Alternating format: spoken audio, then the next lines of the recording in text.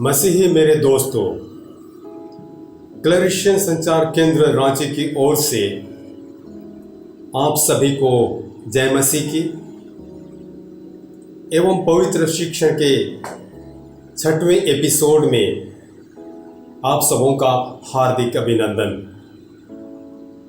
5वें एपिसोड में हमने सीखा कि किस तरह हमें ईश्वर पर पूर्ण विश्वास करना चाहिए एवं पवित्र बाइबल पाठन को महत्व देना चाहिए। ईश्वर ये शब्द हमारे लिए ईश्वर की ओर से लव लेटर है, जिसे जब हम पढ़ते हैं तो हमारे बहुत से समस्याओं का निराकरण होता है और हमें अपनी समस्याओं से निजात पाने का एक साधन मिल जाता है। अतः हमें पवित्र बाइबल पाठन को अपने जीवन का अभिन्न अंग बनाना चाहिए। आज हम पवित्र बाइबल शिक्षण के 6वें एपिसोड में ईश्वर के बारे जानने का प्रयास करेंगे कि हमारा परम दयालु पिता ईश्वर कितना दयालु है। ईश्वर हमारे लिए कौन है। अतः आइए हम शिक्षण की ओर आगे बढ़ें। एक प्रसिद्ध खगोलज्ञ केटेश्वर का एक वैज्ञानिक मित्र था जो ईश्वर में विश्वास नहीं करता था। एक दिन यह वैज्ञानिक मित्र केटेश्वर के घर उसकी मेज पर रखे सौर मंडल के मॉडल को चलाते हुए आश्चर्यचकित रह गया। हैंडल को घुमाने मात्र से नक्षत्र अपनी अपनी परिधि में सूर्य की चक्कर लगा सकते थे। बहुत ही निपुण कार्य, यानी कि कहेंगे बड़ा ही निपुण कार्य है। उसने कहा, किसने इसे बनाया? किसी व्यक्ति विशेष ने नहीं, परंतु मुझे बताओ, मैं जानना चाहता हूं कि किसने इसे बनाया है। इसे किसी ने भी नहीं बनाया, यह अपने आप बन गया है। मजाक कर रहे हो? नहीं, यह तो तुम मजाक कर रहे हो। तुम इस बात पर किसी भी तरह विश्वास नहीं कर रहे हो कि यह छोटा सा मॉडल अपने आप बन गया, और फिर भी तुम विश्वास करते हो कि वास्तविक के सूर्य, चंद्र और तारे, इसके साथ ही पूरा ब्रह्मांड बिना किसी बनाने वाले के अपने अस्तित्व में आ गया। कोई भी वस्तु बिना किसी के बनाए अपने आप नहीं आती। जब तक जमीन में दाना नहीं डाला जाता, बूटा अपने आप नहीं बढ़ता। इसी तरह यह सृष्टि और कुछ इसमें है, किसी ने किसी के द्वारा उत्पन्न हुआ। इसका आरंभ होना चाहिए। आखिरकार एक तो कोई होना है जिसको किसी ने नहीं बनाया। कोई होना ही चाहिए जो सदा से था। कोई एक जिसका कभी आरंभ नहीं था। उस कोई में असीमित ज्ञान और शक्ति है, जिसका स्वभाव ही विद्यमान है। और ऐसा ही कोई एक है जिसे हम ईश्वर कहते हैं।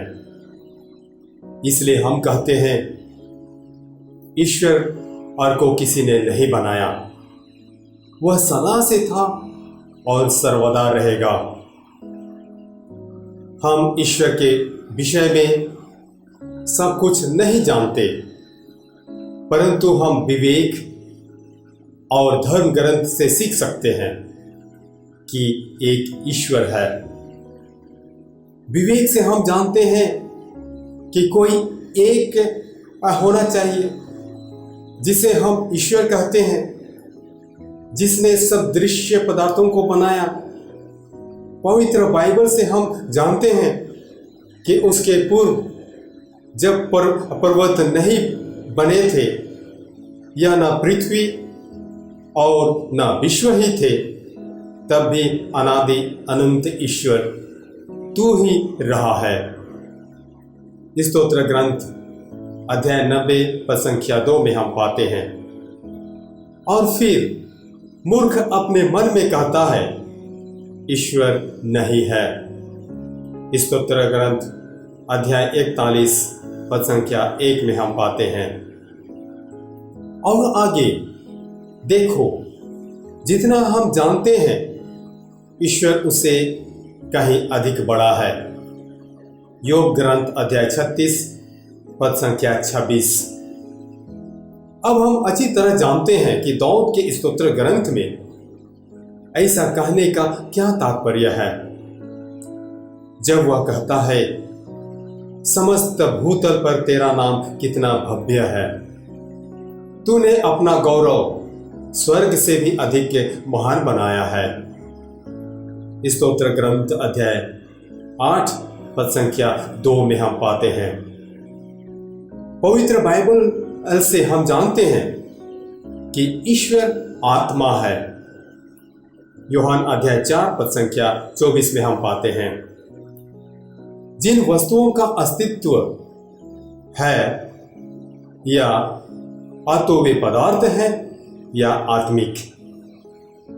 एक भौतिक पदार्थ वह वस्तु है जिसे हम देख, छू, सूंघ और सुन सकते हैं। आत्मिक वस्तु वास्तविक होती है, परंतु वह भौतिक नहीं होती।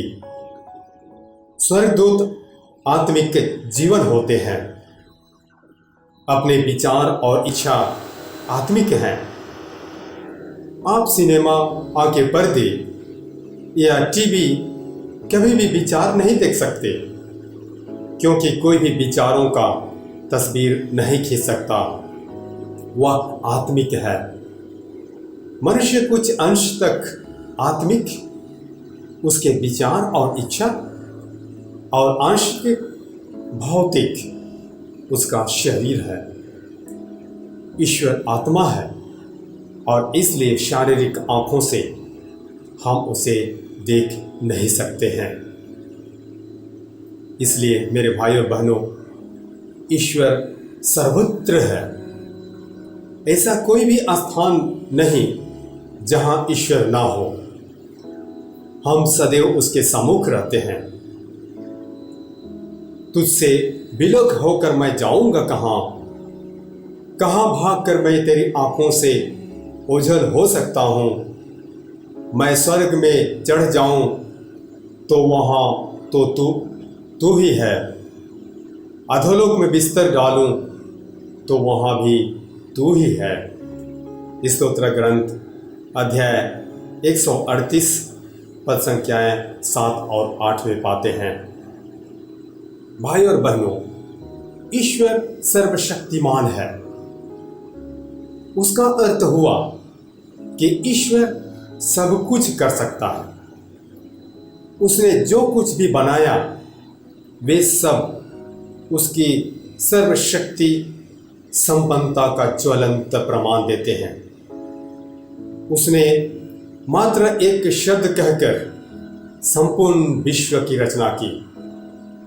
पवित्र बाइबल के प्रथम अध्याय में ही हम पढ़ते हैं कि किस तरह ईश्वर ने इस सृष्टि एवं उसमें बसने वाली चीजों की रचना की। ईश्वर ने कहा, प्रकाश हो जाए, और प्रकाश हो गया। आकाश बन जाए, पृथ्वी अपने ऊपर वनस्पति उत्पन्न करे, आदि। इस तरह ईश्वर के लिए कुछ भी कठिन नहीं है। यदि वह चाहे तो कई दूसरे संसारों का भी सृष्टि कर सकता है। आगे हम देखेंगे कि ईश्वर सर्वज्ञ है। वह सब कुछ भूत, वर्तमान एवं भविष्य हमारे आंतरिक रहस्यमय विचार, वचन और कर्म भी जानता है। इब्रानियों को लिखते समय संत पौलुस ने लिखा, जिसको हमने अपना लेखा देना है, उसके सामने कोई भी वस्तु छिपी नहीं है। उसकी दृष्टि में सब कुछ बेपर्दा और खुला है। इब्रानियों के नाम संत पौलुस के पत्र अध्याय 4 पद संख्या 13 में हम पाते हैं। फिर हम आगे देखेंगे कि ईश्वर अनादि है। दाऊद अपने स्तोत्र ग्रंथ में कहता है, पर्वतों के बनने से पहले या पृथ्वी और सृष्टि के बनने से प्रथम सदा सर्वदा ईश्वर तू विराजमान है। जब हम कहते हैं कि ईश्वर अनंत है, तो हमारे कहने का तात्पर्य यह है कि ईश्वर का आदि और अंत नहीं है। ऐसा समय कभी नहीं था जब ईश्वर नहीं था। फिर आगे हम देखेंगे कि ईश्वर अति पवित्र और न्यायप्रिय है। ख्रिस्त में ईश्वर की पवित्रता का अनुसरण करने को कहते हैं। सिद्ध बनो जैसा तुम्हारा स्वर्गीय के पिता सिद्ध है। मत्ती अध्याय 5 पद संख्याएं 48 में हम पाते हैं। जब पूर्णतः सिद्ध है तो वह न्यायप्रिय भी है। वह मनुष्य को उसके कर्मानुसार फल देता है, उसके आचरण के अनुसार ही उसे भोगने देता है। योग ग्रंथ अध्याय 34 पद संख्या 11 में हमें देखने को मिलता है। और जब हम आगे बढ़ेंगे तो हमें मिलेगा कि ईश्वर दयालु है। प्रभु दयालु और हितैषी है। वह सहनशील और क्षमादान में अत्यंत उदार है। स्तोत्र ग्रंथ अध्याय 102 पद संख्या 8 पे पाते हैं। और जैसे जैसे हम आगे जाएंगे हमें फिर से मिलेगा कि ईश्वर का विधान। हम ईश्वर के विधान के बारे में जानने का प्रयास करेंगे।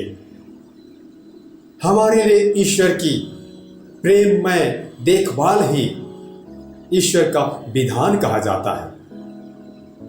ईश्वर ने हम में से प्रत्येक की रचना की और वह हमारा अस्तित्व बनाए रखता है। यदि वह हमें क्षणिक के समय के लिए भी विसार दे तो हम ना तो शारीरिक और ना आत्मिक रह जाते।